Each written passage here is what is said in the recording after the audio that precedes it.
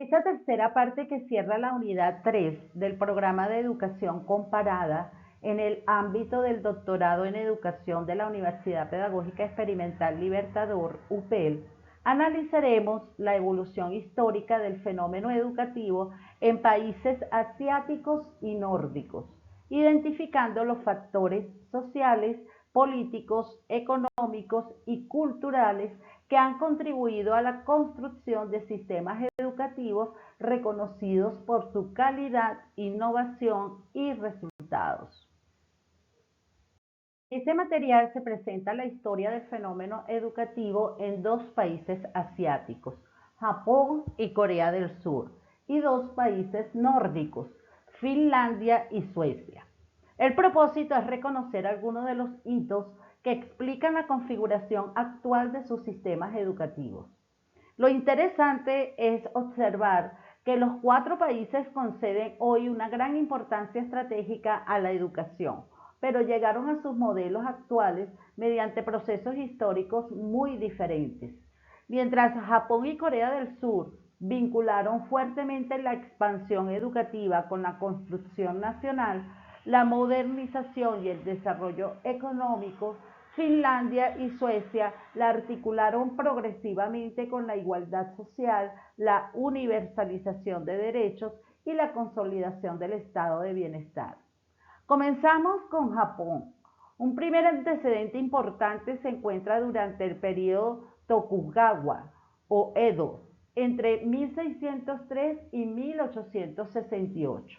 En este periodo se extendieron las terakoya, escuelas comunitarias en las que niños de diferentes sectores aprendían fundamentalmente lectura, escritura y cálculo. El propio Ministerio de Educación, Cultura, Deporte, Ciencia y Tecnología de Japón explica que estas instituciones surgieron como respuesta a las transformaciones sociales y económicas y alcanzaron una difusión considerable antes de la construcción del sistema escolar moderno. Es decir, Japón ya poseía una importante cultura de alfabetización antes de iniciar su gran proceso de modernización. El segundo gran hito japonés ocurre en 1872 durante la restauración Meiji con la promulgación del Gakusei o School System, considerada por el Ministerio de Educación como la primera legislación educativa moderna de alcance nacional. A partir de este momento, la educación deja de depender fundamentalmente de iniciativas locales y pasa a convertirse en un instrumento estratégico del Estado para construir una nación moderna.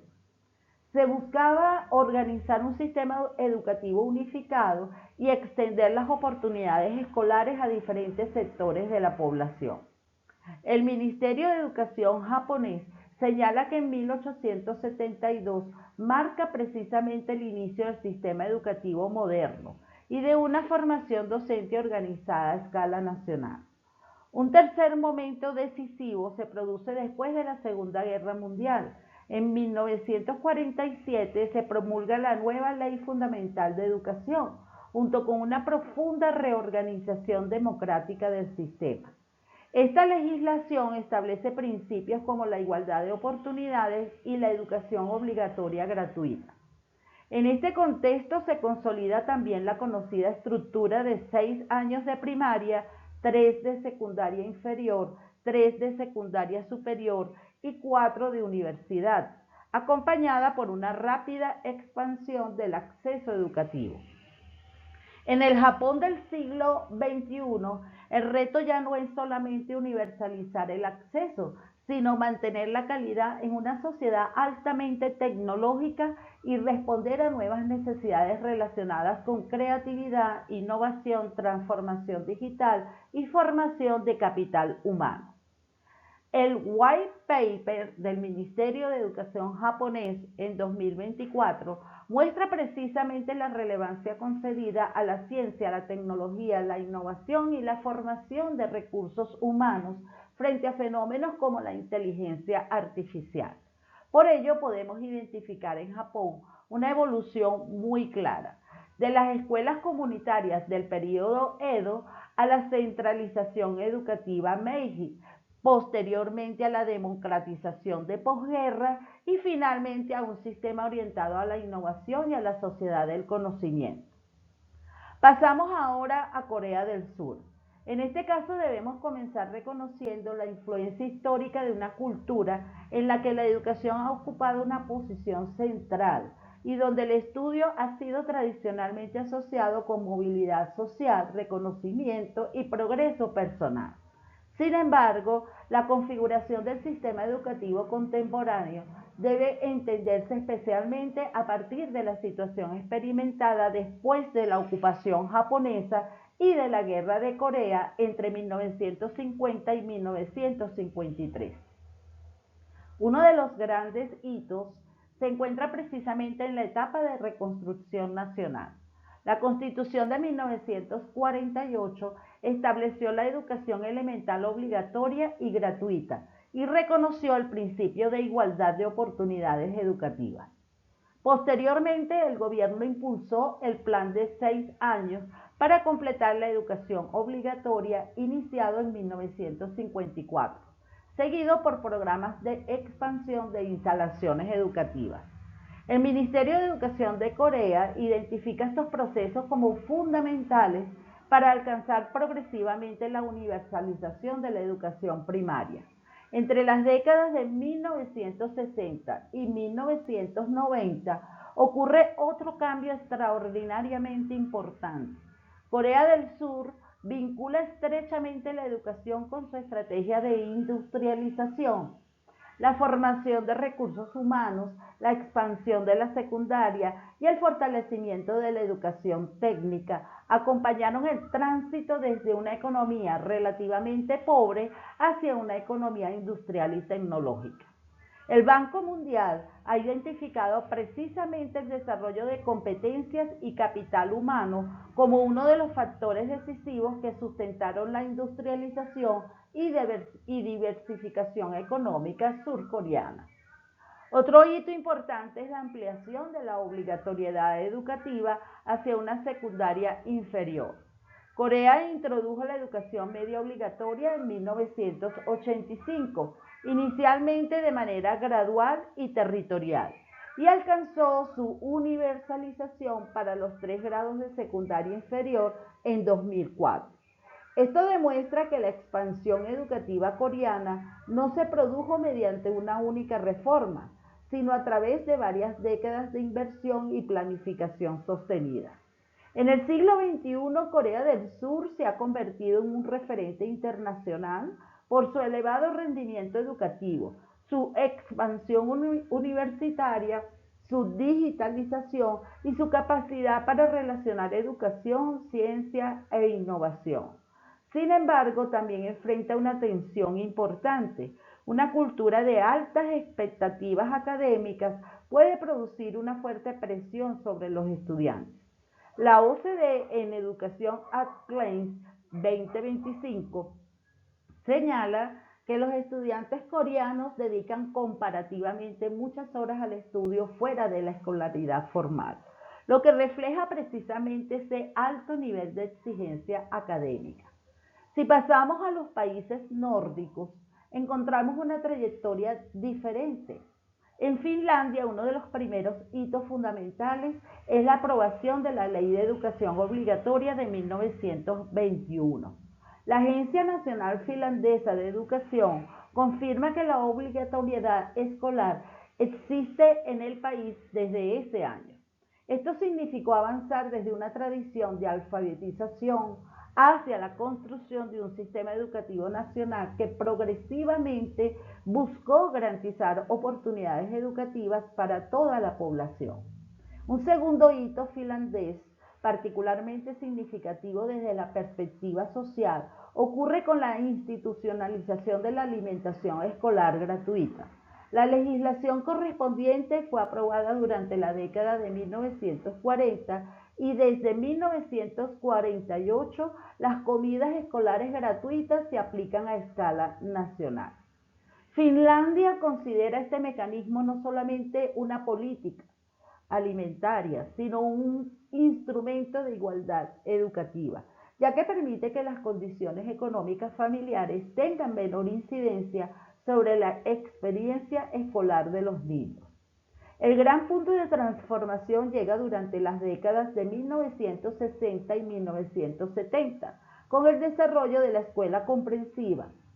Finlandia sustituye progresivamente estructuras escolares más selectivas por una educación básica común, gratuita e igualitaria.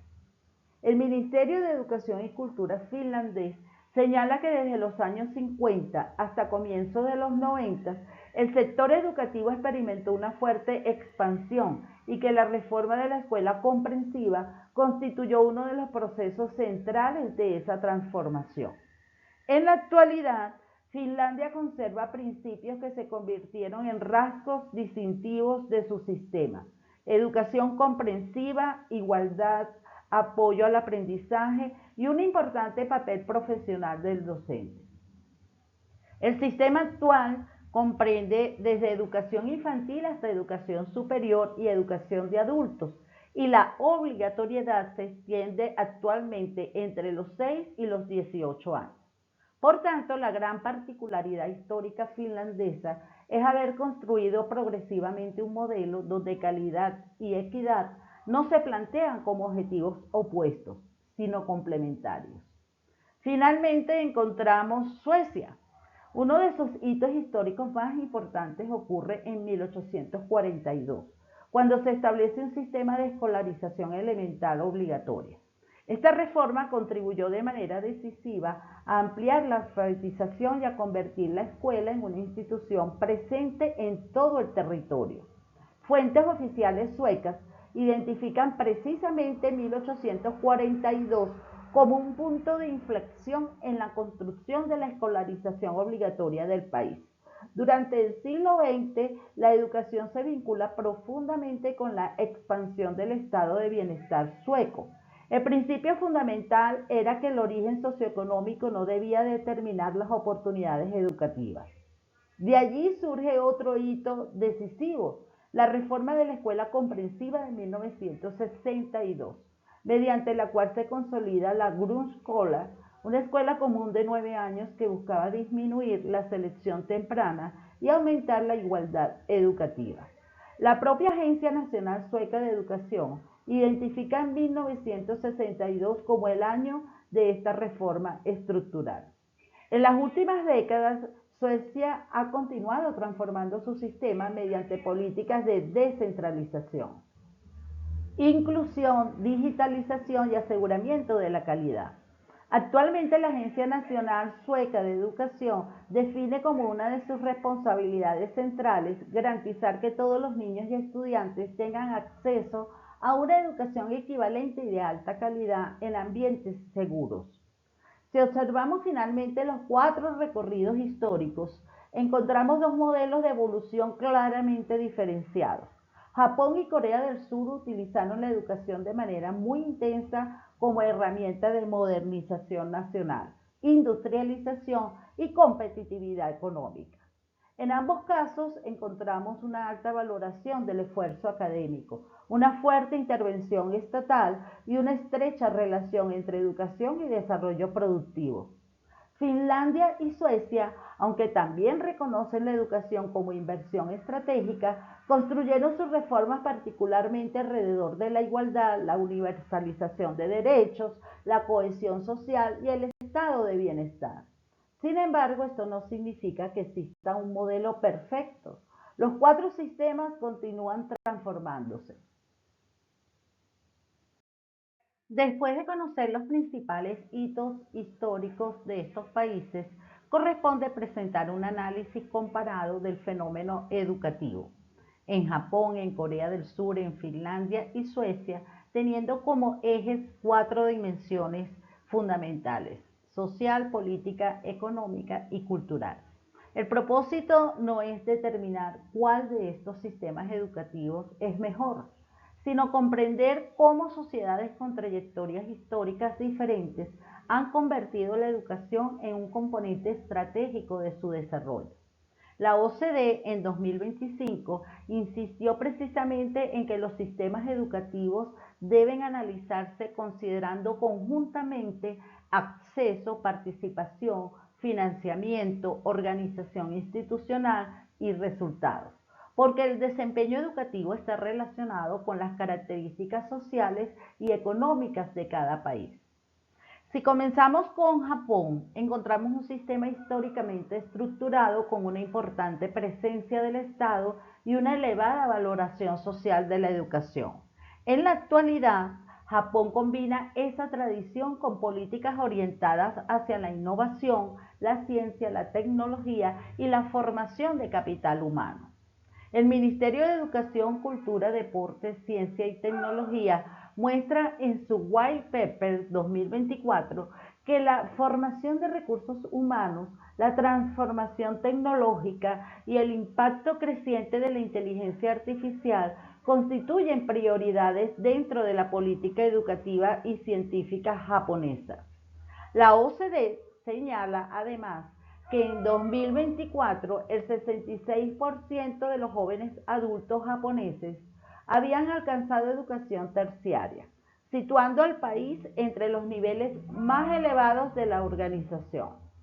Corea del Sur presenta una trayectoria semejante en cuanto a la elevada importancia concedida a la educación, aunque históricamente su transformación estuvo especialmente vinculada con la reconstrucción nacional y el acelerado desarrollo económico de la segunda mitad del siglo XX. Actualmente posee un sistema organizado bajo una estructura 6-3-3-4, 6 años de primaria, 3 de secundaria inferior, 3 de secundaria superior y 4 de universidad, siendo obligatorios los niveles de primaria y secundaria inferior. Su extraordinaria expansión educativa se refleja también en los datos actuales. La OCDE indica que el 71% de los jóvenes adultos surcoreanos posee una educación terciaria, el porcentaje más alto entre los países de la OCDE en los datos reportados para 2025. Por otra parte, Finlandia representa un modelo donde la educación se articula fuertemente con los principios de igualdad, confianza y bienestar. La Agencia Nacional Finlandesa de Educación establece que el currículo nacional proporciona una base común para todo el país, precisamente con el propósito de favorecer la igualdad educativa, mientras que los municipios y las escuelas mantienen capacidad para contextualizar su implementación. Además, el sistema finlandés reconoce al docente como un profesional altamente formado y con un importante nivel de autonomía y confianza para tomar decisiones pedagógicas. Esto nos permite entender por qué Finlandia aparece en el material asociado con equidad, confianza docente, educación comprensiva y bienestar estudiantil. Finalmente, Suecia comparte con Finlandia una fuerte tradición de estado de bienestar, una concepción de la educación vinculada con igualdad, ciudadanía y derechos sociales. La Agencia Nacional Sueca de Educación establece como misión garantizar que todos los niños y estudiantes tengan acceso a una educación de calidad equivalente y en ambientes seguros. Al mismo tiempo, el sistema posee una importante descentralización, con responsabilidades significativas en manos de los municipios, aunque dentro de objetivos y marcos nacionales. La OCDE describe actualmente a Suecia como un sistema caracterizado por valores de equidad, confianza y autonomía local. Al pasar específicamente a la dimensión social, encontramos la primera gran semejanza. En los 4 países, la educación se considera un instrumento fundamental para el desarrollo de las personas y de la sociedad. Sin embargo, existen matices importantes.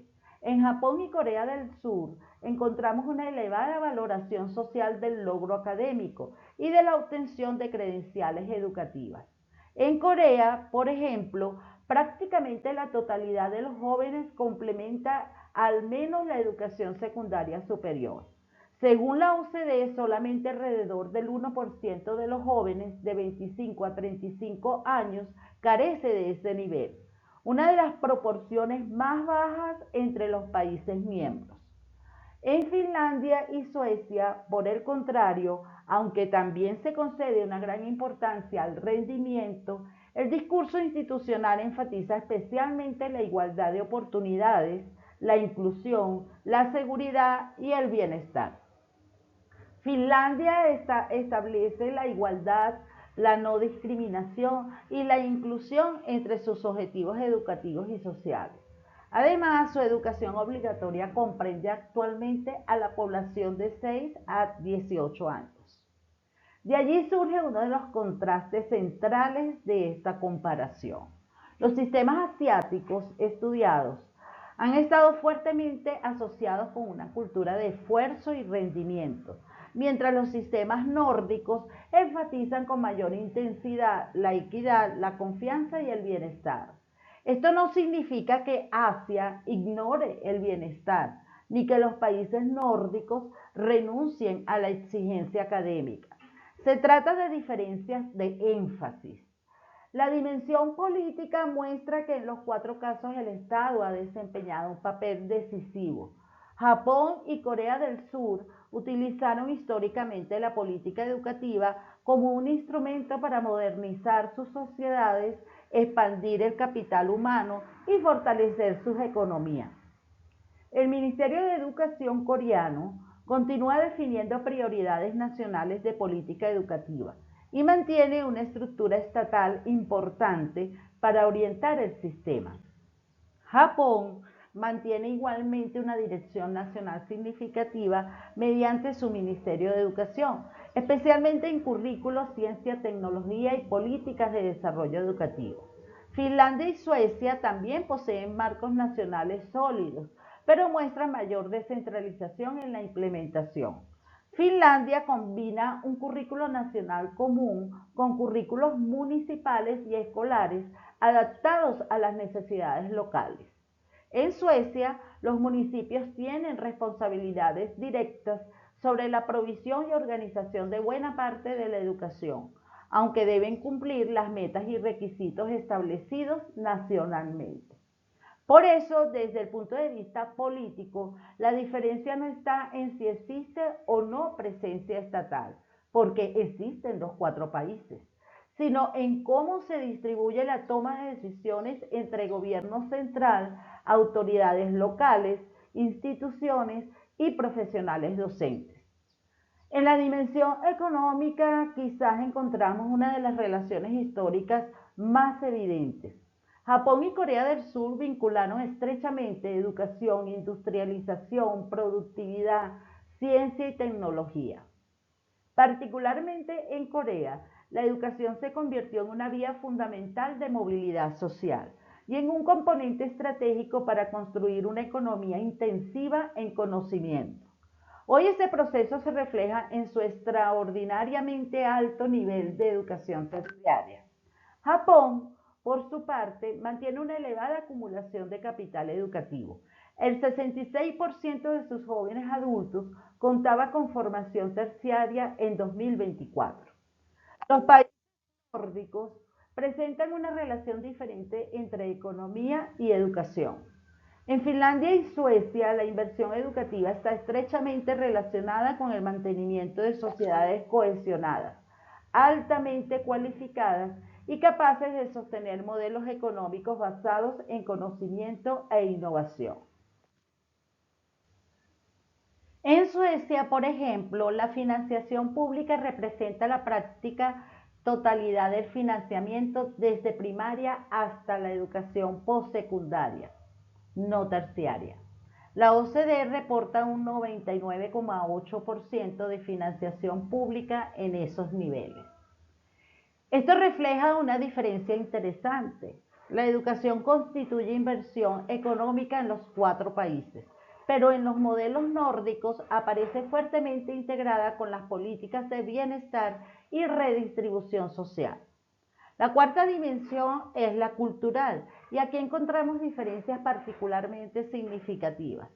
En Japón y Corea del Sur existe una larga tradición histórica que concede un importante valor al estudio, la disciplina, la responsabilidad y el respeto hacia el conocimiento. La literatura comparada ha relacionado parte de esta tradición con la herencia confuciana presente históricamente en las sociedades de Asia Oriental, aunque su expresión contemporánea debe interpretarse dentro de sociedades modernas y no como una explicación única de su desempeño educativo. Estudios académicos han documentado la permanencia de influencias confucianas tanto en Corea como en Japón. En Finlandia y Suecia encontramos otra matriz cultural. Sus sistemas educativos reflejan valores relacionados con confianza, autonomía, cooperación, igualdad y responsabilidad colectiva.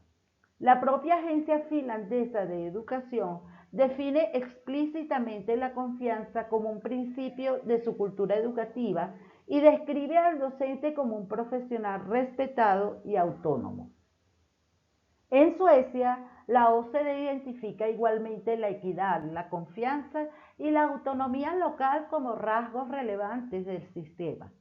Estas diferencias culturales ayudan a explicar por qué sistemas que persiguen altos niveles de calidad pueden organizar de manera distinta la evaluación, la autonomía docente, la relación escuela-familia y las expectativas hacia los estudiantes. Al sintetizar esta comparación analítica, se evidencia que al integrar las 4 dimensiones podemos llegar a varias conclusiones. La primera semejanza es que los 4 países entienden la educación como una inversión estratégica de largo plazo y ha construido políticas relativamente estables alrededor de ella. Los datos de la OCDE confirman que Japón, Corea del Sur, Finlandia y Suecia forman parte de sistemas educativos consolidados, aunque con estructuras, niveles de inversión y resultados diferentes. El contraste principal se encuentra en los énfasis. Japón y Corea del Sur muestran una relación histórica particularmente fuerte entre educación, esfuerzo académico, desarrollo tecnológico, competitividad y construcción de capital humano. Finlandia y Suecia articulan con mayor intensidad educación, igualdad, confianza institucional, autonomía y bienestar. Desde la perspectiva política, ninguno de estos sistemas puede considerarse simplemente libre de una intervención estatal. Todos poseen una fuerte responsabilidad pública sobre la educación. La diferencia consiste en que Japón y Corea del Sur presentan históricamente una mayor orientación estratégica nacional, mientras Finlandia y Suecia combinan marcos estatales fuertes con mayores espacios de decisión local y autonomía profesional. Finalmente aparece una tensión contemporánea compartida: cómo mantener altos niveles de calidad, innovación y competitividad sin descuidar el bienestar, la inclusión y la sostenibilidad de las trayectorias educativas. Esa tensión es relevante tanto para sociedades asiáticas altamente competitivas como para los estados de bienestar nórdicos. Por lo tanto, la conclusión fundamental de esta comparación es que no existe un único camino hacia un sistema educativo de calidad. Japón, Corea del Sur, Finlandia y Suecia muestran que los resultados educativos se construyen mediante procesos históricos en los que interactúan cultura, políticas, estructura económica y prioridades sociales. Precisamente, allí radica el valor de la educación comparada. No copiar modelos de manera automática, sino comprender por qué funcionan dentro de determinados contextos, cuáles son sus fortalezas, qué tensiones enfrentan y qué aprendizajes pueden ser pertinentes para otras realidades educativas.